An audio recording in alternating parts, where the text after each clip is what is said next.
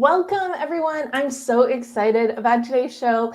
It is December, so if you've been following me, you know that I start the new year this month because why not get a head start and start 2023 now? And because I do this, I do topics people would normally do at the beginning of the year in Debcember. So last week we had our Start 2023 Now party. This week we're talking about vision, and the next week's is all about your mission and your motto. So I want to give you all the tools and resources and inspiration you need to get a running jump into 2023. And for you traditionalists, do not worry. In January, I do New Year, New You topics again. But enough about the future. Well, actually, that's what we're going to be talking about is the future. I'm really excited because today we are talking about vision. And I'm so excited. So I've got Erin Baker. Erin is a new friend who comes from the FOA, Friends of Annie Coalition. So Erin, I am really jazzed to learn more about you and get you within my inner circle. We have Bernie Borges, who hosts the Midlife Fulfilled podcast, which I was on earlier this year. And Bernie and we've been online friends for a while, so I'm really excited to have you back. And Jess Dewell, the wonderful mind behind Red Direction and all about inspiration. And we actually met before we met because you were putting questions on LinkedIn, and our mutual friend Pam Barraway said, you and Jess, you just need to. So I love that you're all here to talk about vision today. For those of you who don't know me, I'm Debra Eckerling. I'm author of your goal guide and creator of the Deb method for goal setting simplified. I specialize in workshops for pre-event planning because if you're going to an event, you really want to get something out of it. And also setting goals, making plans to turn the life you want into reality. You can't reach your goals on your own. This is why I do this show. And I am thrilled to have you all live with me today. And then on Thursday, it will become an episode of the Deb Show podcast. So whether you're whether you're watching live, the replay, or listening to us, we're glad you're here. You're choosing yourself. You're choosing your future. See, I said it. We were going to talk about the future today. And before we jump in, please, friends, introduce yourselves better because beyond you're awesome, I don't know that I gave people that much information. So, Erin, let's start with you. Welcome. Thrilled to have you here. Yeah, well, thank you. I'm so excited to be here. A little joyful, I guess, to be punny about it. So I've even got my joy neon sign here going in the background just to bring the vibes.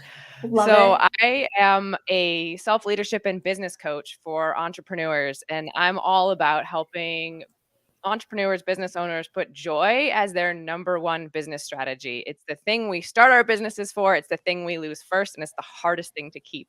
So that is all of what I'm about. And when we talk today about vision, we're going to talk about how do you create a joyful vision, because a lot of times goals aren't actually that joyful. Well, in my world, we don't like to use the word should, but they need to be, right? Because and I say this a lot, when you do what you love, it shows. When you don't do what you love, it really, really shows. So why not do what you love and share that joy upon the world? So really thrilled to have you in this conversation and to learn more about you, your book, and your philosophies.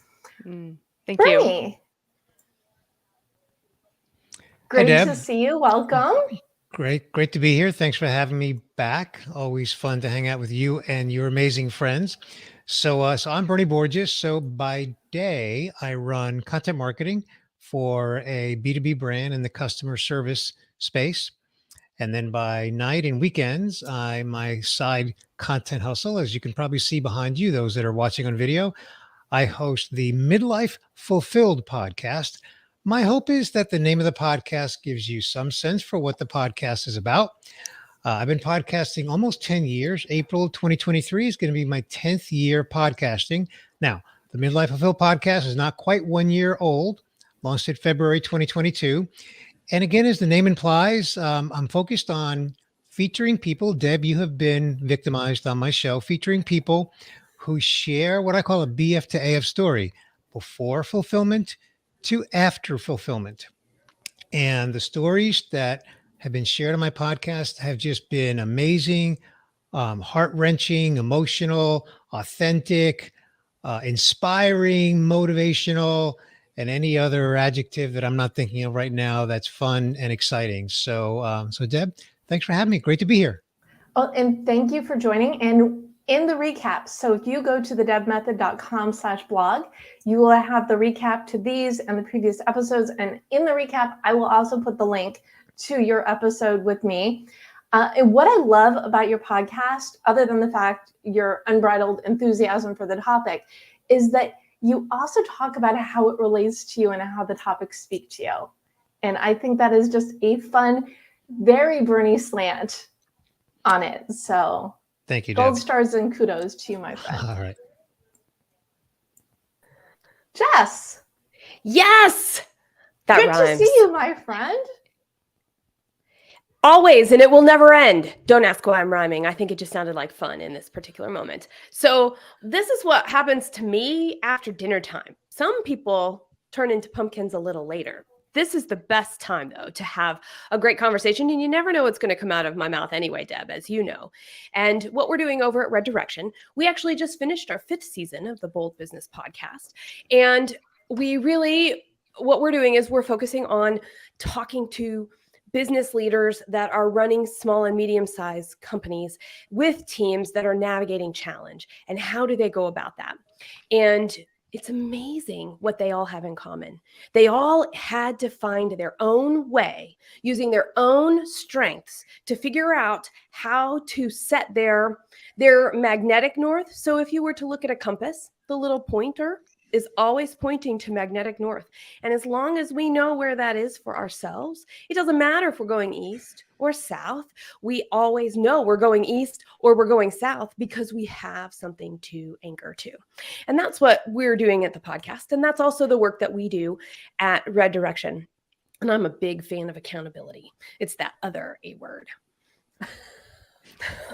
And I fight with myself on this because, like I said before, today we're talking about vision. Next week is mission and motto. And they're all really, they all work together, right? You can't get what you want unless you know what you want.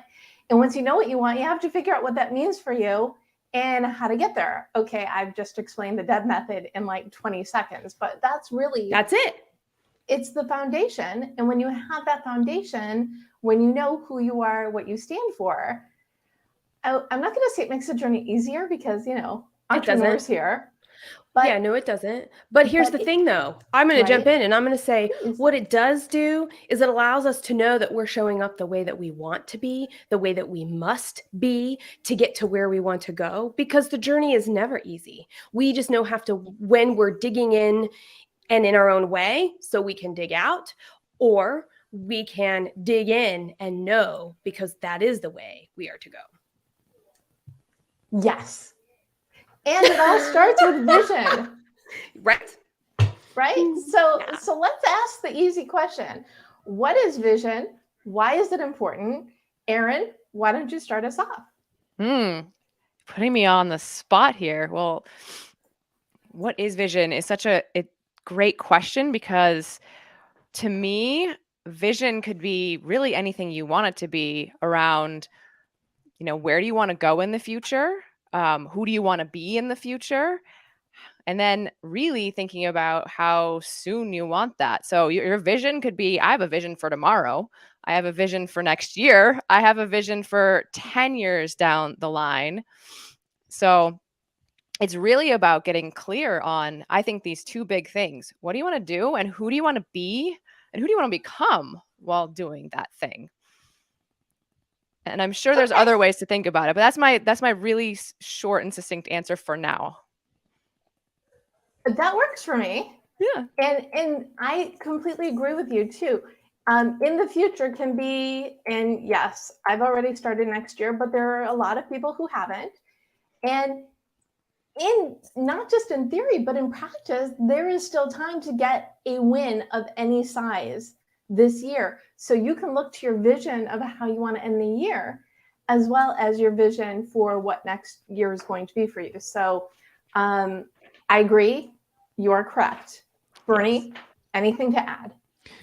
So what I'll say to Erin is yes, and. So Erin, I agree. with your characterization of vision. What I'll add is when I think of vision, I think of seeing, as in eyesight, but then metaphorically, it's, Erin, as you said, is where I see myself next year and beyond. And for me, that vision includes writing it down and then reading it out loud every day.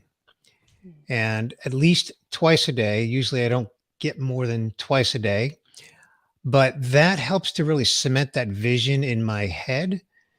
And allegedly, science says that it's also helping me or motivating me or giving me some of the things that I need to actually execute on that vision. But by seeing myself in that vision, then that's the motivation that I need because I see myself in it. So I think of the things that I need to do to get there because I see it. I don't just think about it, I see it. And that's where I think what vision means to me is the fact that I literally see it and then I'm saying it to myself out loud every day. So I'm constantly thinking about and doing and correcting when I'm not doing or doing it wrong, the things that I need to do to get to that vision that I see for myself. Amazing. And I am, as you know, a huge fan of writing things down because it's one thing to capture things in your head. It's another thing to write it down. And I love that you say it out loud too, because that really is, those affirmations they're cement, basically. It's verbal cement. And then the other part of it, and then I will let you answer, Jess, is in the way that so the D and Deb is determine your mission, and it starts with that visualization. When you think about the life you want, what does that look like? And then I like to add the piece of creating something visual that represents that as well. But I digress. Jess, please answer the question. Well, you set me up. This is I great. did. You're welcome. You set me up because I can't wait to talk through what I'm going to show you. I actually brought props. So we have 3 brains, and this is a really cool discovery that has been made. We have our heart brain and our heart brain, our head brain, and then our gut brain. And if you think about it intuitively, we kind of know that. We call somebody gutsy. We call somebody lead with heart. We call somebody a brainiac, whatever that is, right? There are all kinds of words that show us when we listen to people talk about us where we are strong, and when we can pause and we can fully let go and say, what else could we bring to the table? If we really use what's between our ears, how do we feel that a little? How do we take a chance on it with our gut? And that is actually something that allows us to do what Bernie was talking about, which is to be able to check in with it on a regular basis and know. And it's also what, Erin started talking about. And so I also write things down, and I write them down quarterly for my whole life. So I'll tell you what I do, right? So I have a 2-page spread that I draw pictures of the intentions that I have for the month. And then I have very specific information that who do I need to become to get and work with these intentions. And then I have the specific goals so that if I'm off track with the goals, I can say, am I becoming who I need to become? Am I showing up the way that I need to show up? And as I accomplish things, I make sure to keep track of that as well. It's interesting though, because my inspiration is so important to bring in. I'm a gut. I lead from my gut. I act from my gut. I show up from my gut. And so to bring in heart and to bring in that brain between our ears as well is an incredibly powerful tool that I use to check in with my vision, to add to what Erin and Bernie were already saying. They all work together. They are all They friends. do. Yeah. I like that. And it's the feeling part of it, which also goes back to what Bernie was saying, is say it out loud. It really gets ingrained in you, even more so than just writing it down and looking at it. So we put everything together and then it's perfect. And I was going to ask this later, but you also led into it. So what is that vision for you, Jess? What's my vision? Yes. What is your vision? The end of the year. Now let's go. We're in 2023. What is We're your in 2023. vision? Well, I have a life vision, and I will tell you how. So I'm going to start there, and then I'll tell you what we've narrowed it down to for 2023, which I have to start working on for the rest of this month to communicate to our team. So for my life is to see every person that comes in my path. So if I'm walking down the street and I almost run into somebody, I stop and I look them in the eye. When I am at the grocery store and somebody has helped answer a question, I make sure and I look at their name tag and I learn their name so that they know that I am not only grateful for them, but they make my ability to go shopping whenever I want possible. And so these are the day-to-day things. How do I show up in my child's life? How do I show up in my husband's life? How do I show up in the Red Direction team's life? What am I doing in my community? That my big vision is to just make sure that I increase my capacity for compassion as big as possible, past what is humanly possible, as big as possible. Now, taking that and how do I show up to lead Red Direction?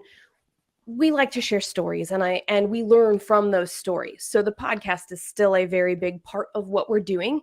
And on top of that, it will continue to be that individual consulting. And we're going to be really focused on accountability this next year. I put together a 10 questions to ask to hold yourself accountable, which is one of the things that I use not only on that life size, on a bigger than life vision, but also in my work vision that I use to make sure that I'm staying in touch with that. You have your map. I have my map. It is My a true map. north, my magnetic north is set so I can go whichever direction I want. Fantastic. And so Bernie, what about you? What is your vision in any or all of your life? Sure. Dealer's choice. So I started the Midlife Phil podcast because I was experiencing what I call a season in my life. I use that word a lot, season, where I was lacking fulfillment. And I was kind of puzzled by that because I didn't feel that way in a previous part of my life, previous season, but suddenly I was feeling that. And so when I was exploring that emotion, because it was an emotion, I did a little research on it and I discovered that there's a difference between happiness and fulfillment. And that's where I was kind of struggling with. Well, I'm generally happy in life in general. So why am I lacking in some fulfillment? So once I really discovered that there is a distinction between happiness and fulfillment, you can be happy yet unfulfilled in another area of your life. You can also be fulfilled and unhappy in some other areas of your life. I realized that if that's how I feel, usually I'm not a unicorn. So I said, I bet other people feel that way as well. So I put together a little survey and I sent it out. And I think, Deb, if I recall correctly, you were one of the anonymous responders. And 78% of the respondents said that they were less than totally fulfilled in their life. I didn't get any more granular than that. Are you totally fulfilled or are you less than totally fulfilled? And 78% said less than totally fulfilled. So I said, okay, I'm onto something here. My hunch has been validated. So I started the podcast as a way to reach people in midlife and explore this aspect of what most people, 78%, I round that up to 80%, are experiencing. But my vision is bigger than a podcast. My vision is to really create what I call a media entity. And the podcast is just a part of that. And hopefully 2, 3, 5 years down, 7 years down the road, it's a smaller part of the overall entity, but it's a media entity. It's a destination for people around the world to really get educated and inspired on all kinds of topics around midlife, where they can learn how to find fulfillment that they're looking for. But here's the caveat. The caveat is that very few of us ever get to 100% fulfillment, because life is constantly in motion. Life is imperfect. Stuff happens. And it's rare for us to be 100% fulfilled. We can have moments of 100% fulfillment. Yes, absolutely. But in terms of overall fulfillment in life, it's rare. So my little motto, I haven't put the stake in the ground saying this is my motto, but I do end my every podcast with the following. And that is, if you're 80% fulfilled, you're doing great. So my vision is to help people, A, recognize that, and B, help them get there through this media entity, putting on events, having a blog, and a podcast and anything else in that journey that makes sense to help get that vision out across the globe. That's fantastic. And well, I love this and I'm all for, living your best life, as I believe we all are, the commonality here. And the fact that this is something beyond your day job that you were so ridiculously committed to it's just a wonderful example. Is you don't need to change all of your life, but when you find that thing that is your North Star, that is your passion, and even if you're just growing it a little bit at a time, it makes a huge difference in who you are in every part of your life.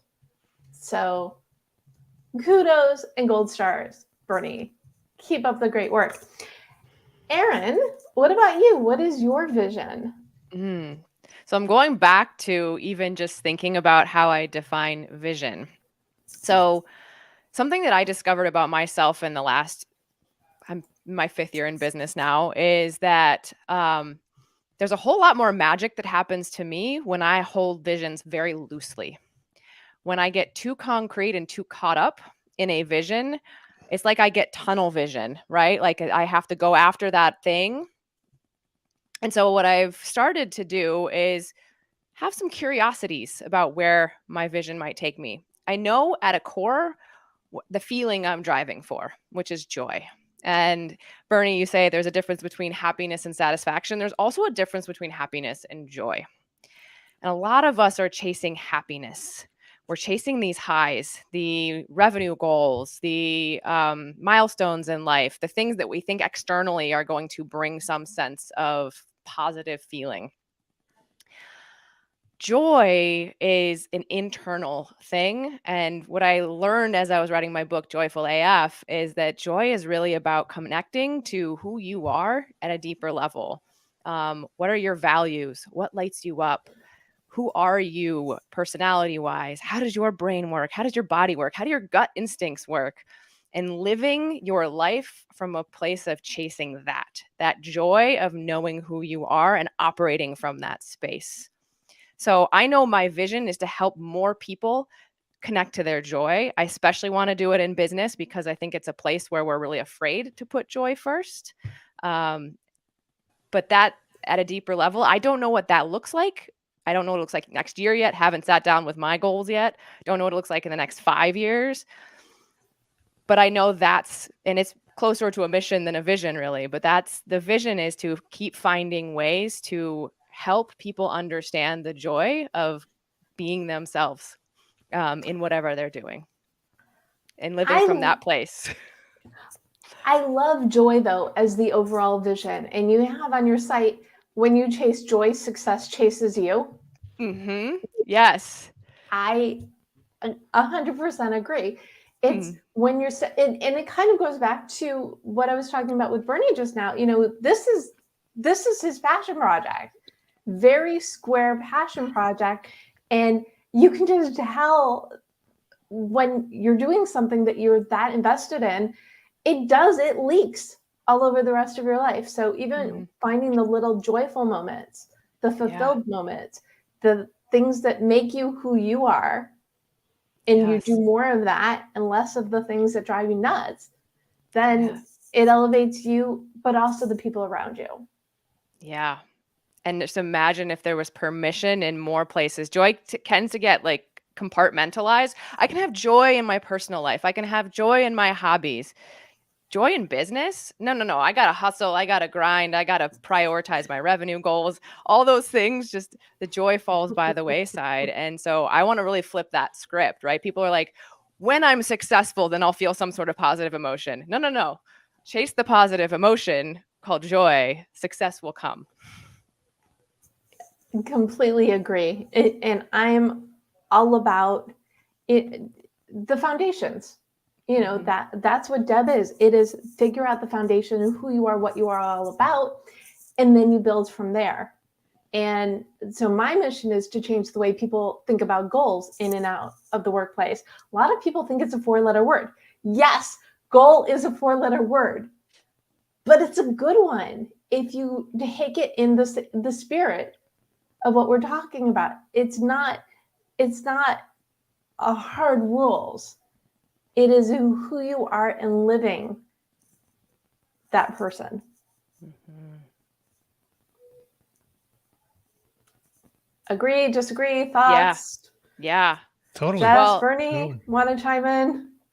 This is Well, I fine think- for the video, but the podcast, gotta get rid of it. The nodding is great when people can see the nodding. Right. So I'll add this. You were saying that goal is a 4-letter word.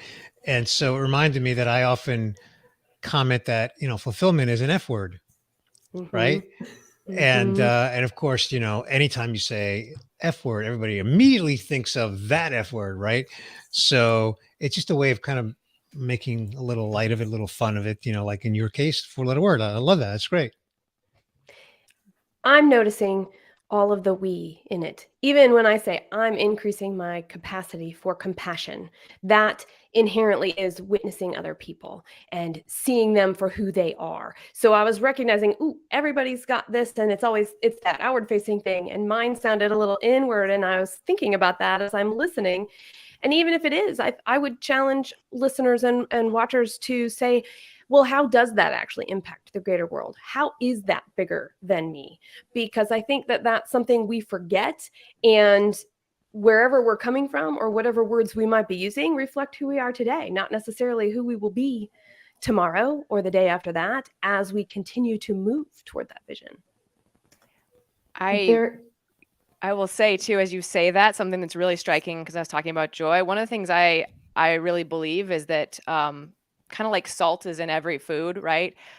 Connection is the salt of joy, and it could be connection to self, and some of what you're talking about with capacity for compassion is connection to yourself, but it's also connection to other people and a greater good and a purpose. And so as we think about creating visions, and I talk about this idea of joy, it's like connection. It has to be there. It's salt. You can't have joy without it.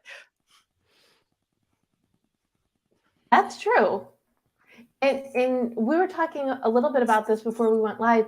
When we think about the blessings of the pandemic, I think the greatest one for me is that I've met more people in the last almost 3 years than I ever could have met in person, because connecting this way is normal. It's not just normal, it is necessity still for many people. And because of that, the world has opened up. And I said before, you can't reach your goals on your own. You need to meet people who elevate you. You need the skills to elevate your business. You need, going back to what Jess was talking about, the compassion is not just about you. It's about how you show up and embrace other people in the world. Your point about the blessing of the pandemic, you've met so many people. That's a double-edged sword, Deb, because it's a true statement that we've all met a lot of people, and we've all been in this environment where we're on this little Brady Bunch thing that we're doing here right on screen. But, and Erin, to your point, the connection we really need, we're social creatures, and we need deep emotional connections. We need connections with people that are beyond. I mean, this is great. I'm loving this. And I think, the three of you would agree, this is a great experience, but we need more than this, right? We all need, every single one of us, we're just wired that way to have a need for these deep social, emotional connections and relationships. And so it's important. And of course, I do take it back to fulfillment, because that's one way that you can lack fulfillment, is if you lack. I often use the example of a college professor who is extremely successful, tenured, authored a bazillion papers, great reputation, but that college professor is lonely, has very few relationships. And so where's the fulfillment? Maybe in the career, yes, but not personally. So we need those social, deep, intimate relationships in order for us to, achieve whatever vision we have for ourselves, achieve whatever joy we want for ourselves, whatever fulfillment we want for ourselves, just all the above. We've got to have that there. I don't know why I went off on that little tangent, but you reminded me of it. Well, It's true. It is true. It made me think of some breathing exercises I do. There's this man who created a discipline of chiropractic care called network spinal analysis. His name is Donnie Epstein. one of the things that he uncovered as he was developing this were the 12 stages of healing. And there are 12 stages of being. And Bernie, you actually said seasons earlier, and they're grouped into seasons that really help align what's going on in our body to our surroundings and to our greater community through that. So that deeper connection, you're right, not only to ourselves, but to each other. Yeah, and I Erin, think that's just it's something I've talked a lot about too in this idea of pursuing joy, is that we need people who are our merry band of travelers or running buddies, whatever you want to call it, that there's a way in which we just can't do any of the things like Bernie said on our own. And yet I think there's such a misunderstanding maybe in some of the goal pursuit world. It's very individualistic. What are your singular goals and how are you going to achieve them, rather than what are your goals? What are the collective goals? How are we going to achieve them? How can you get support in achieving them, right? I mean, I see a lot of people who don't want to hire coaches because if they can't do it on their own, there's something wrong with them. And I'm like, no, opposite. I'm sorry, Deb, you go ahead. Oh, I was just gonna again agree. And I've been leading my Right On Facebook group for years, and it's all about, every day it's a different thread. What are your network goals? What are your goals? Share your blogs, do your on Thursday, Photo Friday, and let's celebrate each other, because it goes beyond, I am doing this. It's what are your successes and where do you need support? And everybody needs that. Yeah. We all need the salt, which made me think, Erin, of a book. It's our favorite go-to book in our house because we never make the same recipe twice. As long as we have salt, fat, acid, and heat. Well, so guess what? What? I referenced that book in my joy book. I talk about the 4 ingredients of joy. Yes. So the salt is connection, and then it's curiosity, creativity, and courage. Those are the salt, fat, acid, and heat of joy. So I am so glad you just brought that up. Yes. That's hilarious that I thought of that. And that's really cool that you've got courage and curiosity in yours. Oh, so important. So important. And creativity, right? Because always. Yes. That's amazing. I'm typing it in the chat so it makes it into the show notes, because that's awesome. But it's not just the one thing, right? It's all the different things. It is, what do I need to, okay, I was going somewhere with this. It's together we're stronger than alone. The more flavors you put together, the more exciting the meal. And food always ends up in our conversations. Sometimes later, I think, actually last week, Annie brought it up, I think towards the end, we went on the total Instant Pot tangent. But the point is, when you share food, you're sharing an experience. When you're sharing an experience, you're making connections. I know that was a little bit of a stretch, but at least I hope you're nodding. It's the path with which we are intentional about the actions that we're taking. That's what I heard you say, Deb. Oh, it's really funny because usually I do this to other people. So I appreciate you editing me and streamlining. Amazing. So what do we do about those people who are lost? Because as Erin mentioned, a lot of people say, if I can't do it on my own, I'm not going to do it. Well, the reason for this show is to share different voices to help motivate and inspire people. So how can we help those people who are stuck? Bernie, do you have a thought on this? So when you say stuck, you mean stuck in they lack vision, or they lack the willingness to get a coach and get some help? I would say lack vision. They can't see beyond now. Yeah. So if you're having a one-on-one conversation, then I do 60 to 80% listening by asking a lot of questions, and they're open-ended questions. So again, that's a one-on-one conversation. if you're in, say, a group chat or whatever, I'm still going to take a similar approach and just ask a lot of questions and just kind of see how people are responding. But ultimately, what I'm looking for is sort of their mindset, or like, how are they thinking, right? And are they thinking negatively, or are they at least open to understanding what's possible? And if someone it has an open mind in terms of understanding what's possible, then I think those people, you can have a meaningful, productive conversation to help them explore what those possibilities are. But someone who's closed-minded and negative, um, I don't mean to sound crude, but They're probably not watching this. yeah, yeah, and I mean, like Jess is waving, like, yeah, it's just, I'd rather spend my Wink, wink. time with someone who's open-minded, and we can have a more potentially meaningful conversation, and maybe I can help them, or whether it's directly or indirectly, because I love to help people through connections, right? Like, hey, you should, talk to Deb or whoever, to help you, that kind of thing, as opposed to me being the one that's doing the helping. And they do need to be open, because if they're not open, there's nothing you're going to be able to say to them that's going to get them inspired. Erin, you're nodding. Jess is nodding too, but Erin, let's go to you next. Yeah. So absolutely everything resonate with Bernie. And I'm going to yes and Bernie now.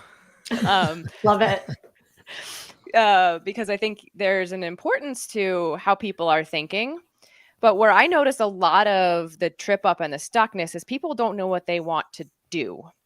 And a lot of times that doing gets us in this intellectual space, and it's overwhelming, and too many possibilities, and just shuts people down.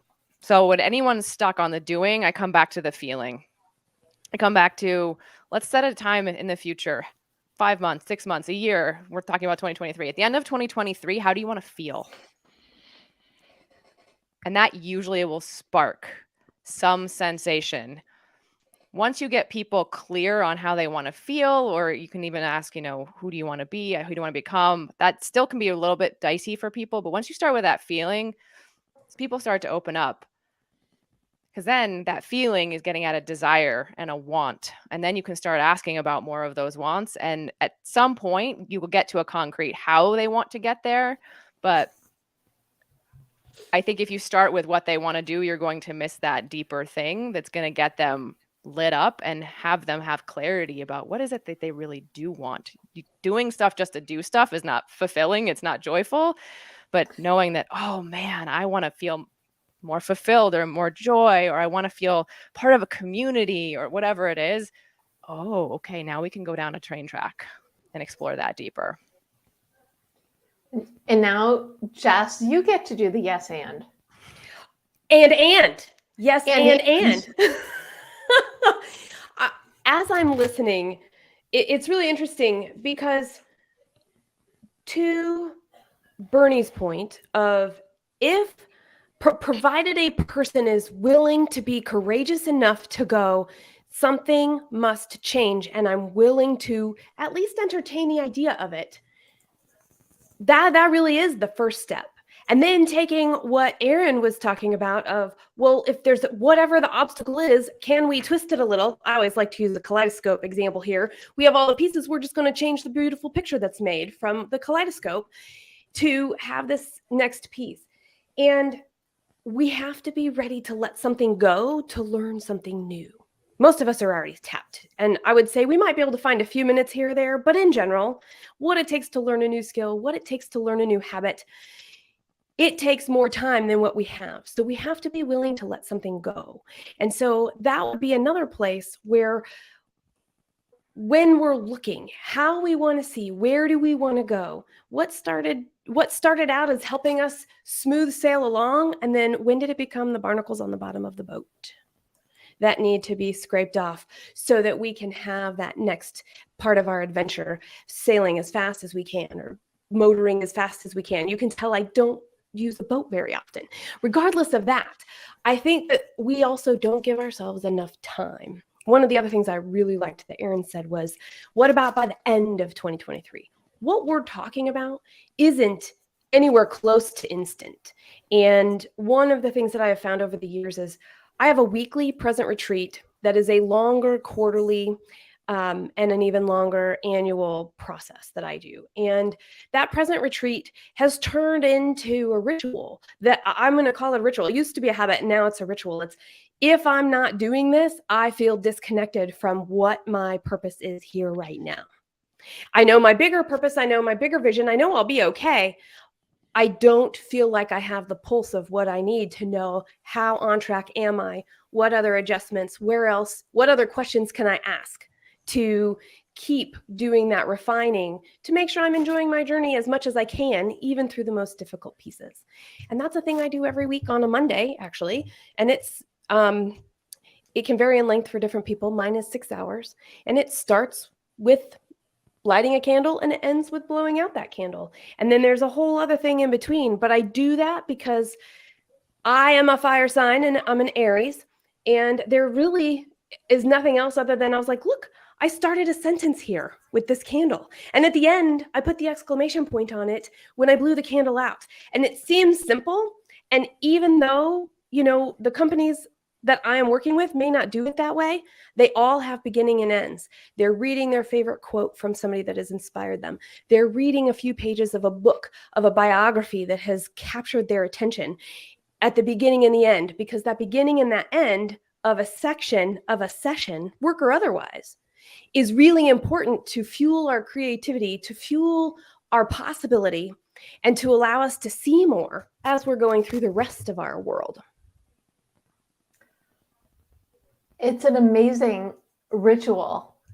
And I tell people to start things in 15-minute increments because 15 minutes is doable for everyone. I agree. You could totally do this in 15 minutes. What I'm saying is that the dedication and the vision to be able to do that deep work on an ongoing basis. And then the other thing that you all talked about, it's the time. What are you going to swap out in order to gift this time to you? Because you can't do everything. If you think you can, you are wrong. There's a great quote, right? And I don't know who said it, Deb. You can have everything. Is that it?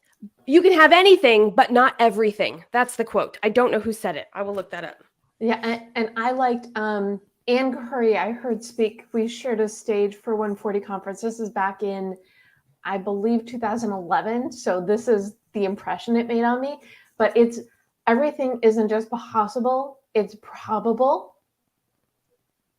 But you need to, in order to make those probabilities happen, I'm just expanding upon Ann, that anything really is probable, but you need to gift yourself the time and the energy and the headspace to make it happen.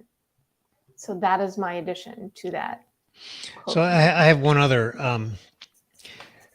back to the original question, like how do we help people who are lacking a vision?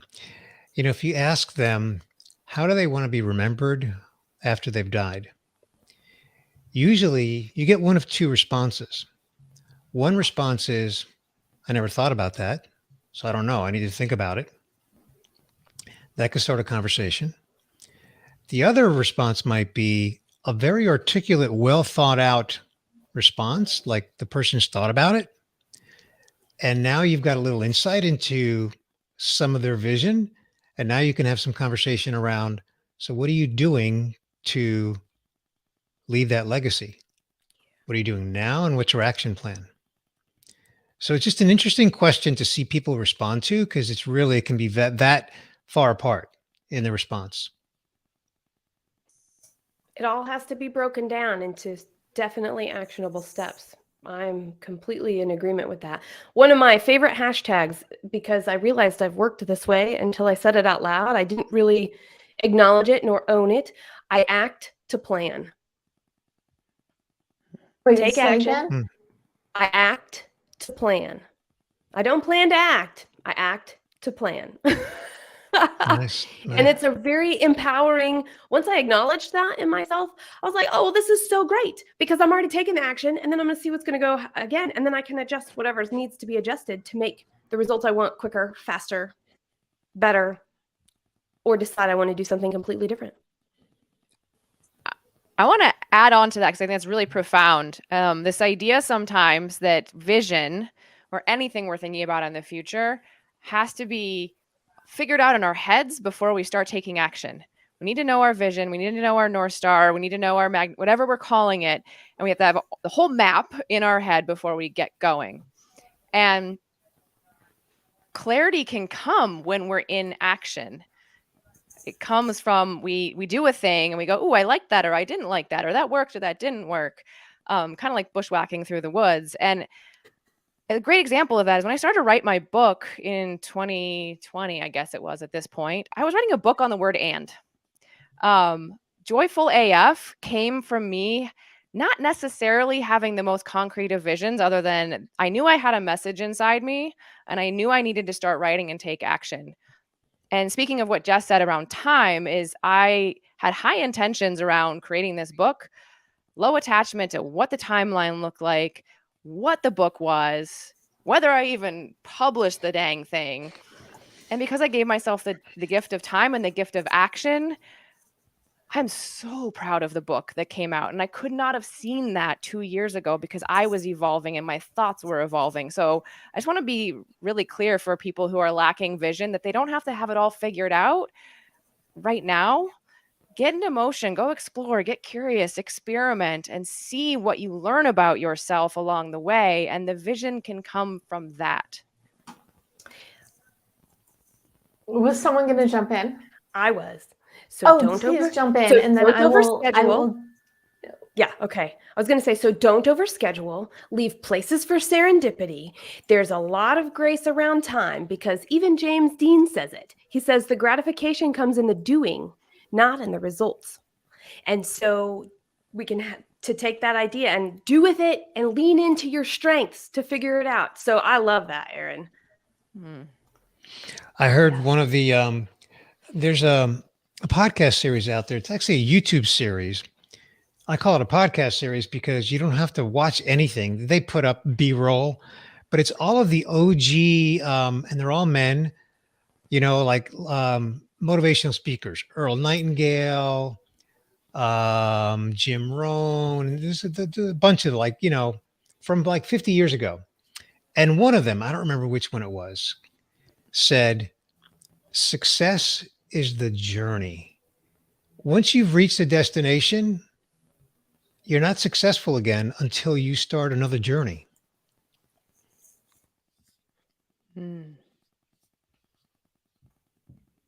Well, I think this is the perfect time to transition into goals because you basically have all just been gifting goals left and right. But I'm going to rein y'all in a little bit.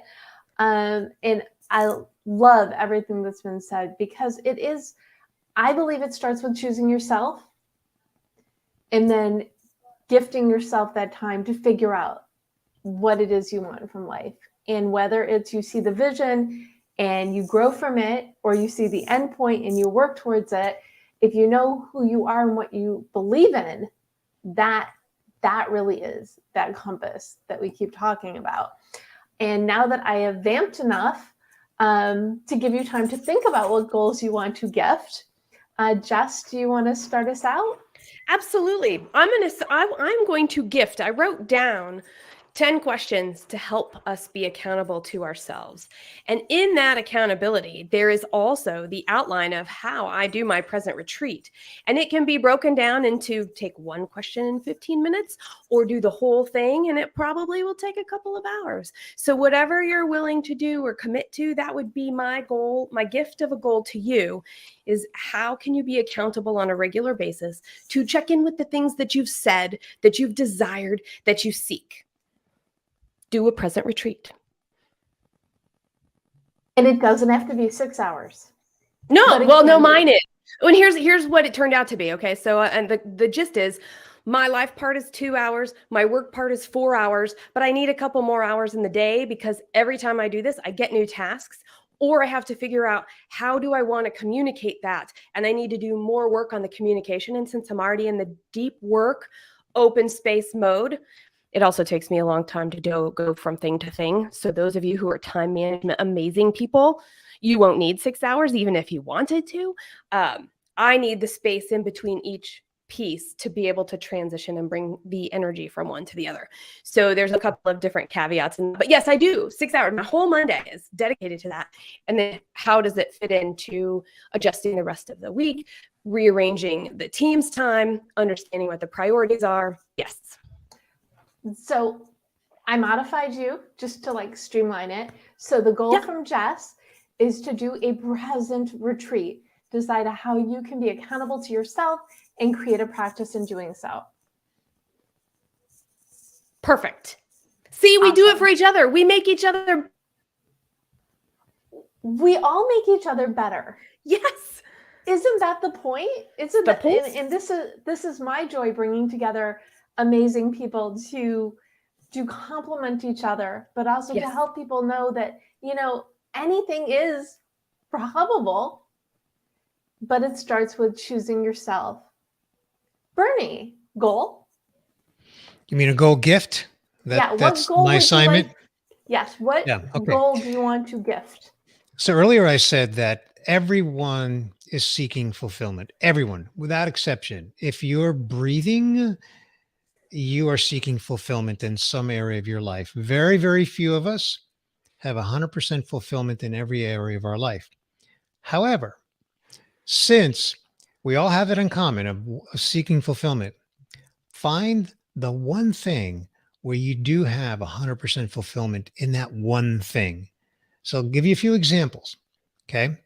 It could be going for a walk. It could be working in the garden. It could be cooking a meal. It could be at the gym.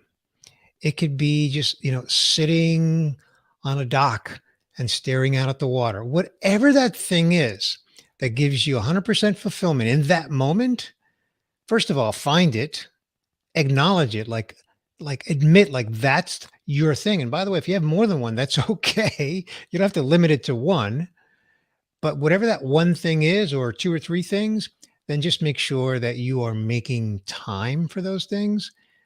Some people literally put it on their calendar. Like I get up at 5 a.m. and I hit the gym. That I get 100% fulfillment by doing that, even though it's getting up at 5 a.m. But I'm used to it and it's part of my fulfillment. And for someone else, it might be going fishing. Whatever that is, just make the time and do it. I love that. I don't have to repeat it. Very, very, okay, well, very, very clear. Find where you're fulfilled, do what makes you feel fulfilled, acknowledge it, and make time for that. And then that's going to improve the rest of your life. So you're going to feel so good, right? From doing the things that fulfill you. Right. Because again, it's pretty close to impossible to be 100% fulfilled in every area of your life. So if you can find at least one thing, then make sure that you're doing that one thing. Awesome. And Erin, your turn. I love how overlapping all of these are. So I've been drinking water here and I see us having a joy tank, and it's kind of like water where we need to stay hydrated all the time. It's not like a gas tank where we, drain all the joy and then go fill up one day and then run it till fumes again. We need joy all the time, the way we need water. And so I have a daily practice of filling my joy tank that involves those 4 ingredients of joy. And it's really tiny. It's every morning asking myself, so ask yourself, what's one tiny act of connection I can do today? It could be as simple as sending a text to a friend saying, hey, thinking of you. What's one tiny act of curiosity you can do today? What's one tiny act of creation? It doesn't have to be creativity in the big artsy way, but just create something. And what's one tiny act of courage I can do today? And as you do those every day, you're going to be filling your joy tank and building up your reserves. And also it'll open up things like your creativity and, your way of seeing vision. But that really is a profoundly life-changing activity for me. Just knowing that I'm going to be getting those little pieces of joy, even on those days when it feels like life is a train wreck. One tiny act of connection, one tiny act of curiosity, one tiny act of creation, one tiny act of courage. That's it. And get tiny, like real tiny. You don't need to do you don't need 6 hours, as Jess said. You don't need to find grand sweeping gestures. The little bits of time, the little actions, they all add up. And the more you can do. I keep seeing, have you seen this cartoon that's going around where there's a battery, but just a little red at the bottom, and then there's a person, and there's a little red at the bottom, and it says, you wouldn't do this to a battery, why would you do it to yourself? Oh my gosh, that's so good. So I feel like I see a pitcher of water with the word joy on it and pouring it down the throat of this woman who's got the red ankle. Yeah. Don't dehydrate yourself on joy. That's when it gets, when we go through things like COVID and these other uncertainties, if you have that reserve of joy, it's a fuel for resilience. Really is. So I feel like, so your word is joy. Bernie's word is fulfillment. And Jess, your word is accountability. Is that accurate? Or do you have another word that show? Yes. Yes. And they all work so well together. It's amazing. This has been just such a wonderful conversation. Before we wrap, will you please share where people can find you? Let's start with you, Erin. Yeah. So I have just discovered that LinkedIn is a place to play. So you can find me on LinkedIn, but I mostly spend my time on either Instagram or really I write a weekly newsletter. That's the most reliable content I create. So you can find me on my website.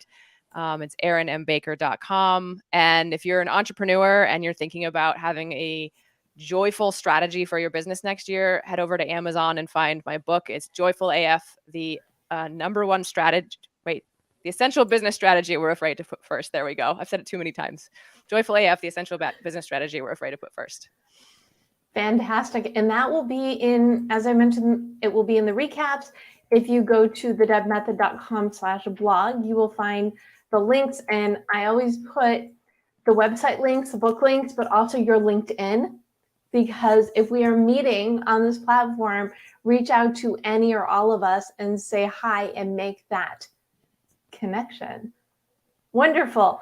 Bernie, where can people find you?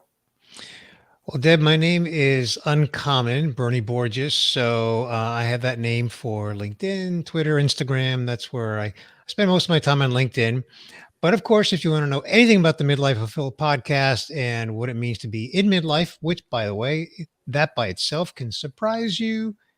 Spoiler alert, if you're over 30, you're in midlife, but go to the website and learn the science behind that and learn all about the podcast. Again, midlifefulfilled.com. Amazing. And Jess, where can we learn more about you? The easiest, quickest way to have it all in one place is reddirection.com. Easy peasy. Easy peasy. Love it. And as I mentioned before, you can go to thedebmethod.com to learn more about me and how I help motivate, get people excited to set goals, not just for themselves, their life, but the events they attend, so they reap all the good value and benefits from them. And if you, what else? Oh, follow me at the Deb Method everywhere, and you can grab your copy of your goal guide on Amazon or your favorite place to buy books, because this really is goals for me. It's all about gifting yourself the life that you want and doing the things that you need to do to turn it into reality. So before we wrap, I would love to grab just a final thought from each of you. Bernie? If you're 80% fulfilled, you're doing great. It's so true. And how many people are not? I mean, most people aren't quite 80% fulfilled. But again, it doesn't have to be everywhere. It can That's just right. be in those certain parts. And I love that distinction.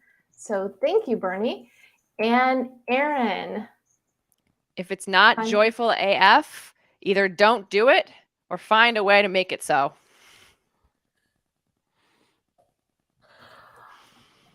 Great motto for life, Very much right? so. Not joyful, don't do it, or find a way to make it. And Jess. The things that we can see ourselves doing or want to see in this world, we may not know how to get there, and that's okay.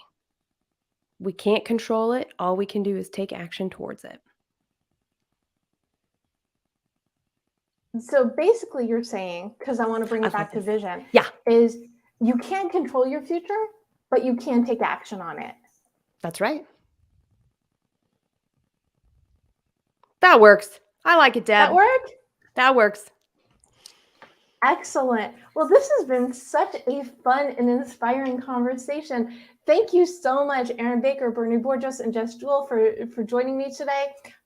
If you are watching live or the replay or listening, we are so glad you're here and choosing yourself and choosing the vision for your future, because your future is that. Your future is just that. It is yours. You have the power. So go on out there and go for it. Take action. Be joyful. Be fulfilled. We know you can do it.